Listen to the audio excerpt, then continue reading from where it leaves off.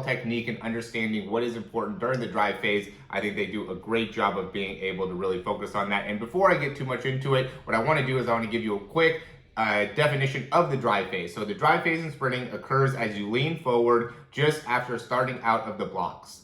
Just as the name suggests, you propel yourself by the forceful driving of the balls of your feet into the ground, right? So it isn't the top end speed. It's really when you're leaning forward, right, during your actual sprint. So you can see here, these first couple steps here is more of like the start. Okay, now after you go through the start is when you're going through your drive phase, okay? And notice where a lot of the different positionings are in the body when going through the drive phase. There's some people that end up having more of like the head down. There's some people that have more of the head more in an upward position, right? But it just is dependent on you as an athlete and how your body biomechanics are. I would say this is a little bit too far upright, I would say.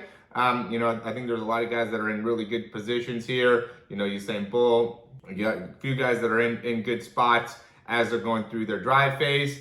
And, what the big focus is on is just being able to pick up speed, right? So the overall thought process for the drive phase, and I might get some slack for this, is to get out of the drive phase, right? You don't want to be staying in the drive phase for too long or overemphasizing being in a leaned over position, staying down position, right?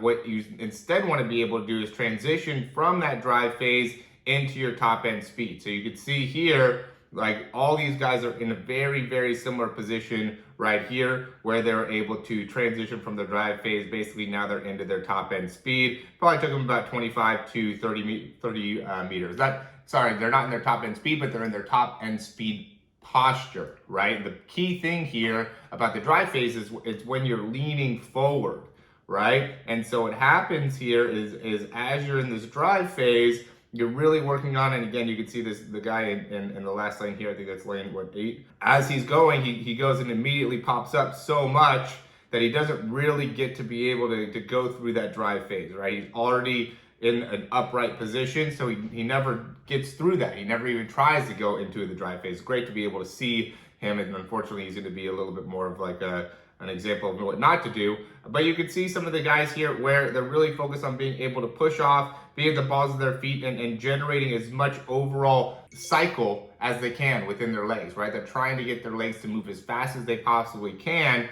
in order to get themselves going, right? So it's not as much here about being able to pick up a lot of distance. It's about trying to get your cycle to be full. Now, when you do create a good leg cycle, you do want to be able to have a quality push off. So you want to be able to push off and get good extension in each one of your steps as you're getting yourself going, right? You don't want to limit your ability to pick up ground on your steps. You don't want to sacrifice distance in order to, generate as fast of a cycle. You still want to be able to, have the right mechanics in pushing off, cycling the leg back through, landing with the foot underneath the hip. But that becomes secondary to what the primary goal is, which is to try to get your feet to get going as fast as you possibly can, right? And that's where landing in the balls of your feet and really being able to be very forceful with that landing becomes super important. So what I see a lot of guys do, and what the big mistake is that as they're in this drive phase, they get a little bit too stuck and just pushing straight down into the ground, which makes it so now you're in drive phase from a posture and a position standpoint, but you're really not creating very much drive in your body because all of your weight is going straight down and all of the push is going straight down. What you want to be doing when you're impacting the ground is you can kind of see it here with Justin Gatlin, Johan Blake's doing it as well, where they're getting their feet out in front and then they're pulling their feet back underneath them, right? And that really allows you to be able to land more so on that balls of the foot and makes it so then you're able to really create the drive and the force and the speed that you're wanting to get to. But again, the point of being able to be in your drive phase and what you're trying to do, you could be a little bit more inefficient with your movement. You could see with like Johan Blake right here, he's moving a good amount side to side in the shoulders. Even Justin Gatlin's moving a good amount side to side. Usain Bolt's really somebody that does this. So he's a little bit more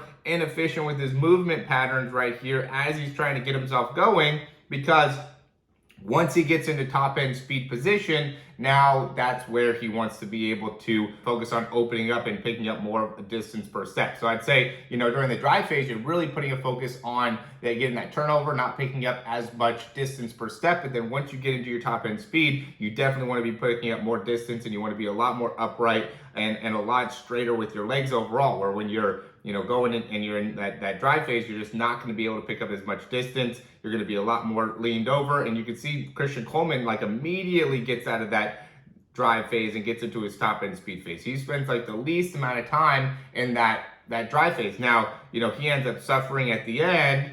I think he still ends up beating Usain Bolt actually. But he ends up suffering at the end because Justin Gatlin is able to catch him because he transferred through his drive phase a little bit sooner. Well, not necessarily, just isn't able to hold that top end speed as long, right? If Christian Coleman was able to hold his top end speed during this whole time, now he would be able to, outlast Justin Gatlin. I still think he outlasted Usain Bolt here, if I'm not mistaken, on this run. So it's very, very important to be able to understand, what the actual goal of the drive phase is, which is to get you to your top end speed. Now, if you have a hard time finishing with your top end speed, now that wants to be something that you address. You don't address that by fixing your drive phase or staying in your drive phase longer, because that just means that it's going to take you longer to get to your top end speed. If you need more top end speed endurance, then you need to be able to build your top end speed endurance. If you need to, just get faster and get to a higher top speed, then yeah, you need to be able to work on your drive phase, because I do think there's a huge impact that your drive phase has on your top end speed. So if you just get through your drive phase too fast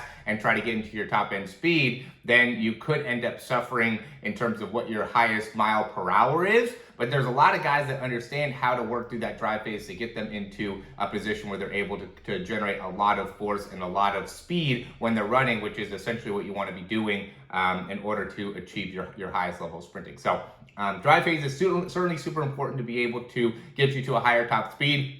But it is something that you want to be able to understand how to get out of effectively. And I do think there's a lot of people that lose the right postural position, the right body position, as they're going from that start phase to the drive phase or transition phase. I usually call it the transition phase, to then the top end speed phase. A lot of people understand where their posture position should be and what they should be when they're running full speed, and know where it should be at the start, but have a hard time in being able to adjust because it's a slow thing that happens. It happens for 25 meters here. It's not something that just goes from, at least for the 100 meter, it happens in 25 meters, or for maybe Christian Coleman in 10, 15 meters. But somewhere in between there, right? Somewhere between 15 to 25 meters, but it's a slow, gradual progression. Look at Justin Gatlin, how he's very patient through that drive phase. Johan Blake's like that as well. Very patient through the drive phase because they're trying to get themselves going. And then once they get onto their top end speed, now they're able to really achieve those high levels of miles per hour. But if you just go through how we saw in lane 8, if you just pop right through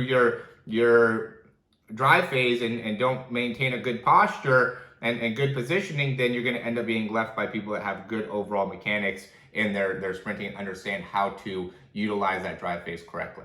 All right. Hopefully this helps. Would be love to answer some comments here. If you guys have any questions, let me know if this helped you. Let me know if you have anything that I can provide for you to be able to help you better understand how to get through your drive phase more effectively, more efficiently.